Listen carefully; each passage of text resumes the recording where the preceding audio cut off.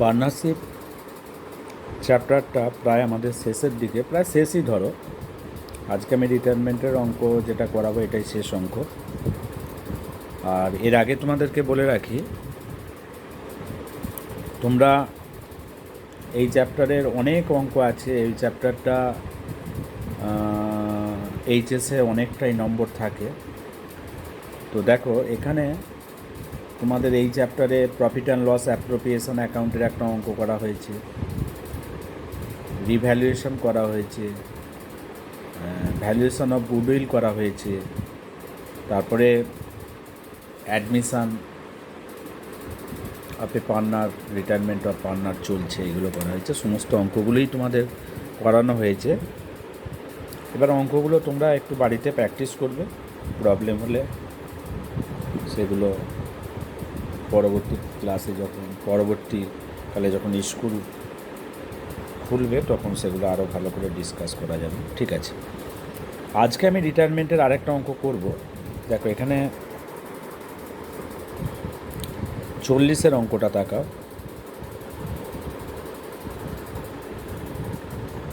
40-এর অঙ্কটাতে দেখো, NRS আর partner in a business sharing profit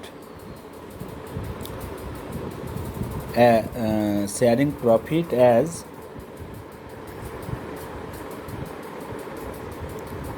একের দুই, একের তিন, একের ছয়।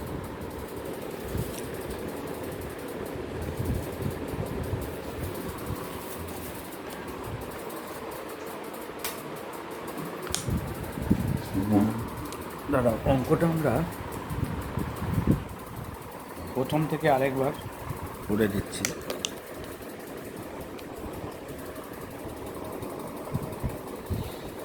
অঙ্কটা দেখো,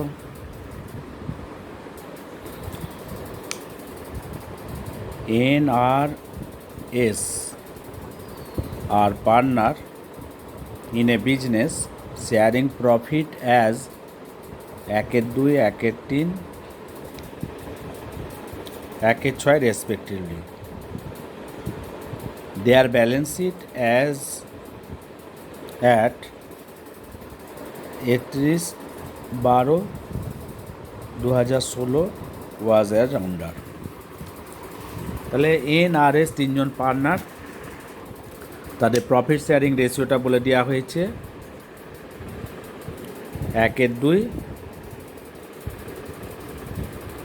একের দুই, একের তিন, একের ছয়, একের দুই, একের তিন, একের ছয়, তাদের profit sharing ratio. Balance sheet দিয়ে দেখো, ব্যালেন্স শিটে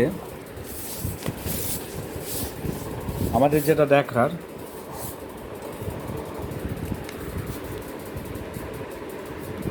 যদি আমরা অ্যাসেট দিকটা দেখি, ব্যালেন্স শিটে দেখো, ক্যাশ আছে 1000, স্টক আছে 7000, ডেটার্স আছে 8000, প্ল্যান্ট অ্যান্ড মেশিনারি আছে 6800, সরি, আর বিল্ডিং আছে 7200। আবারও বলছি, ক্যাশ আছে 1000, স্টক আছে 7000, ডেটার্স আছে 8000, প্ল্যান্ট অ্যান্ড মেশিনারি আছে 6800, বিল্ডিং আছে 1200 কেন, 7200, বিল্ডিং আছে 7200। এবার লায়াবিলিটির সাইডে যদি আমরা দেখি, ক্যাপিটাল আছে দেখো তিনজনের, NRS, এর হচ্ছে 10,000 টাকা, আর এর হচ্ছে 7,500 টাকা, আর এর হচ্ছে 5,500, আর সান্ডিকেটাস আছে 5,000, আর বিলস পেবেল আছে তোমার 2,000। বোথ সাইডে টোটাল আছে 30,000। এই গেল আমাদের ব্যালেন্স শিটের ইয়ে। এবারে কি অ্যাডজাস্টমেন্টে কি বলেছে দেখো,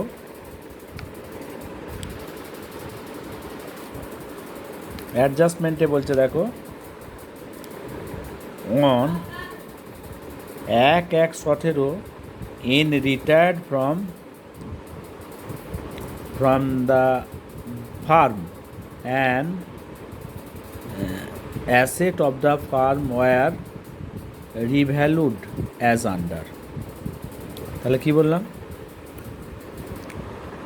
অন 1/1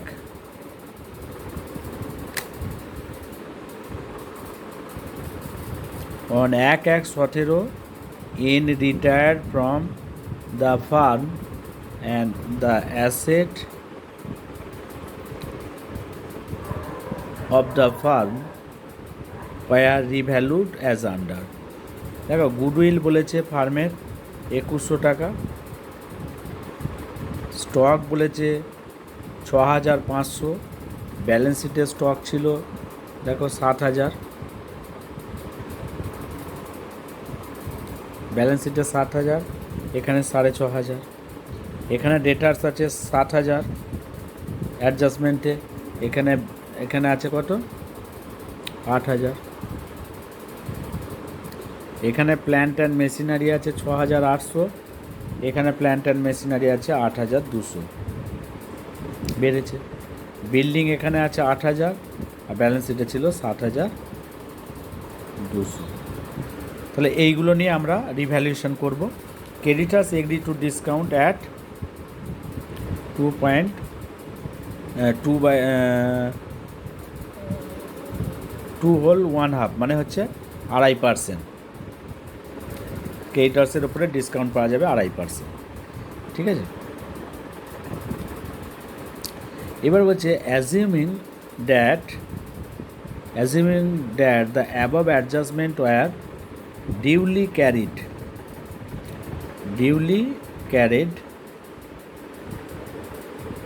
through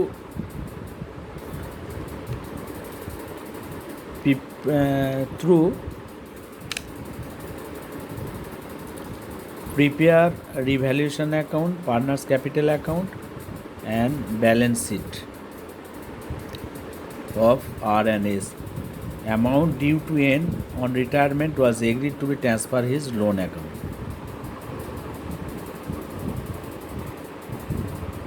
তাহলে কি বলেছে,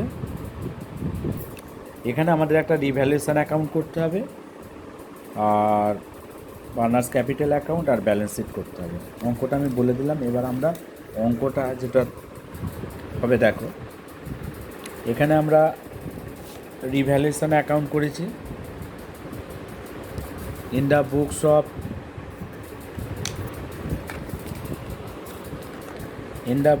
of NRS লিখলাম ডেবিট ক্রেডিট 40-এর অঙ্ক। তোমরা বইয়ে অঙ্কটা আরেকবার ভালো করে দেখে নেবে। এখানে লিখলাম রিভ্যালুয়েশন অ্যাকাউন্ট। তাহলে দেখো এখানে স্টকের মূল্য কমেছে, স্টক ব্যালেন্স শিটে ছিল 7000 টাকা, এখানে হচ্ছে 6500, 500 কমেছে, তাহলে টু স্টক বলে 500 টাকা লিখলাম।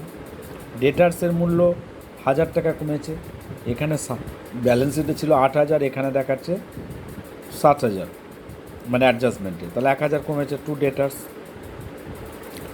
মেশিনারির মূল্য, প্ল্যান্ট অ্যান্ড মেশিনারির মূল্য 1400 বেড়েছে, ব্যালেন্স শিটে ছিল 6800, এইটা অ্যাডজাস্টমেন্টে বলেছে 8200, তার মানে 1400 টাকা বেড়েছে প্ল্যান্ট অ্যান্ড মেশিনারি, এখানে 1400 লিখলাম। বিল্ডিংয়ের মূল্য বেড়েছে 800 টাকা, কোথায় বিল্ডিং কত ছিল, বিল্ডিং ছিল 8000 হয়েছে অ্যাডজাস্টমেন্টে, কিন্তু তোমার কি বলে ব্যালেন্স শিটে ছিল 7200 আর এখানে অ্যাডজাস্টমেন্ট করতে বলেছে 8000, তাহলে 800 টাকা বেড়েছে। আর ক্রেডিটার্সের ওপর এই যে 800 টাকা বেড়েছে বিল্ডিং, আর ক্রেডিটার্সের ওপর 2.5% হারে একটা ডিসকাউন্ট পাওয়া যাবে।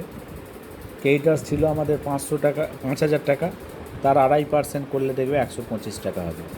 এইগুলো হয়ে গেল অ্যাডজাস্টমেন্ট। দেখো তাহলে স্টক কমেছে 500 টাকা, এই দিকে ডেবিট দিকে লিখলাম।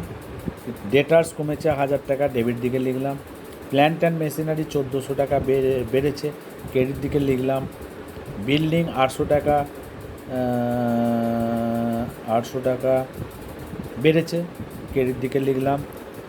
আচ্ছা, ক্রেডিটার্সের মূল্য কমেছে, ডিসকাউন্ট পেয়েছি, 125 টাকা ক্রেডিট দিকে লিখলাম, এগুলো সবই লাভ।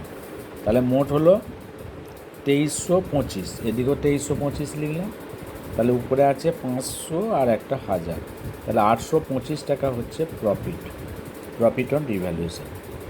Two partners capital profit on revaluation 3:2:1 রেশিওতে, এটা তিনজনের মধ্যে ভাগ করে দিলাম।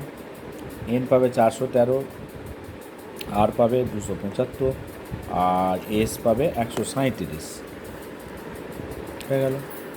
এর পার্টনার্স ক্যাপিটালে চলে এসো, ডেবিট ক্রেডিট।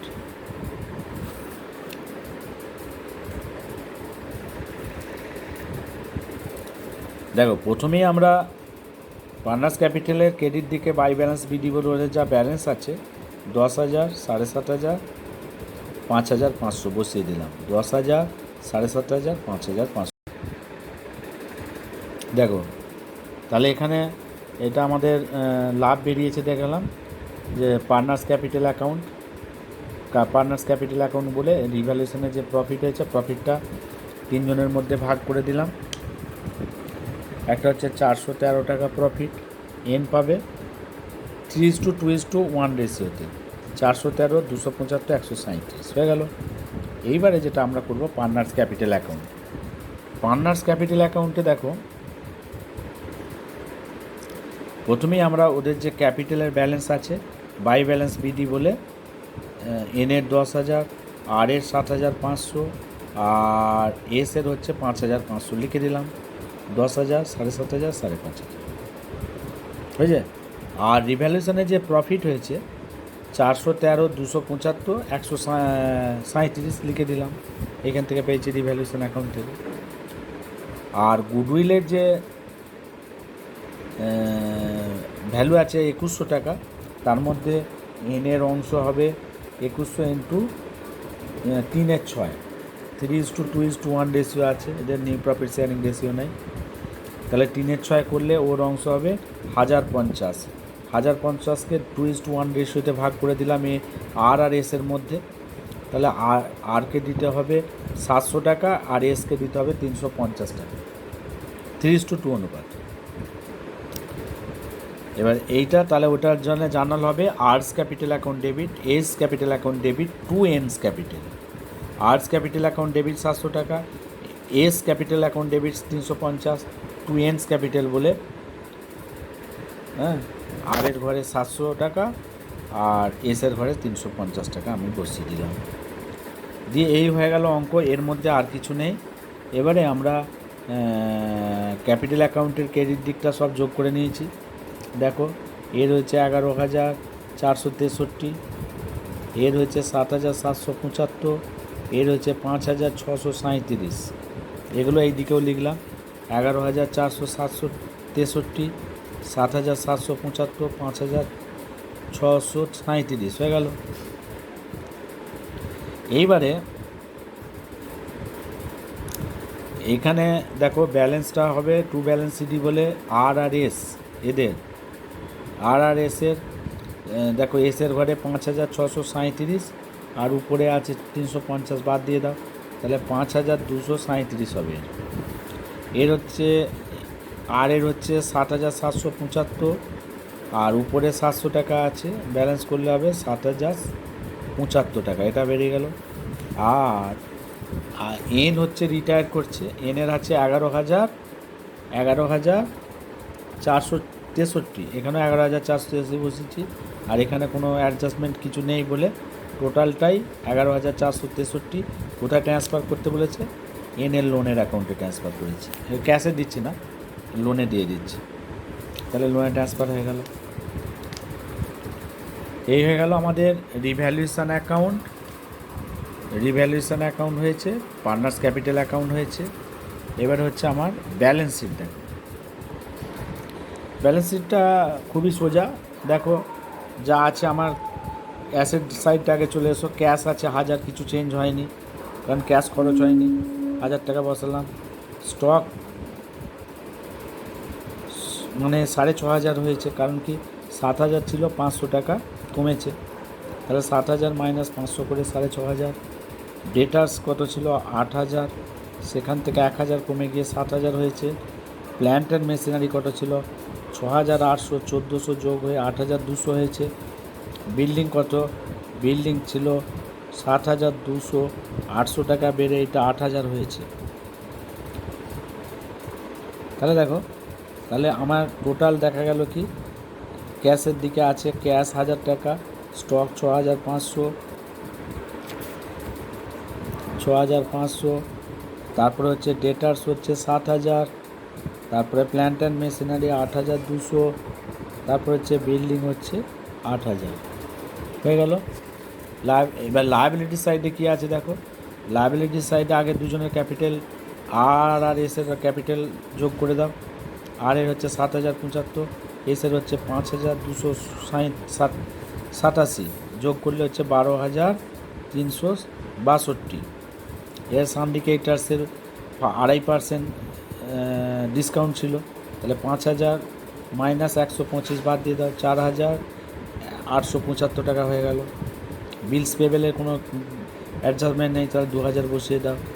আর হচ্ছে কি, এনের লোন ছিল, এন রিটায়ার করছে 11,463, বুঝলে? তাহলে এইটা দেখো দু সাইডে যোগ করলে এরও হচ্ছে 30,700, অ্যাসের দিকেও হচ্ছে 30,700, বুঝলে? তাহলে এই হলো মোট অঙ্ক, এর মধ্যে আর কিছু নেই। আজকে আমি রিভ্যালুয়েশনের অঙ্কগুলো মানে রিটায়ারমেন্টের অঙ্কগুলো করিয়ে দিলাম, অনেকগুলো করিয়েছি, রিটায়ারমেন্টের অ্যাডমিশনেরও কিছু অঙ্ক করিয়েছি, ঠিক আছে? রিভ্যালুয়েশনের কিছু অঙ্ক করিয়েছি, গুডউইলের কিছু করিয়েছি, অ্যাপ্রোপ্রিয়েশনের অনেক অঙ্ক করা হয়েছে। তোমরা কিন্তু ক্লাসগুলো দেখবে, অনেক ক্লাস করা হয়েছে। আশা করি তোমাদের প্রবলেম হবে না। হ্যাঁ, যদি কোনো অসুবিধা হয়, ক্লাস না রিওপেন করা পর্যন্ত কোনো কিছু বলা যাচ্ছে না। এই ক্লাসগুলো তোমরা ফলো করো, ঠিক আছে? আজকে এই পর্যন্তই থাক, ওকে।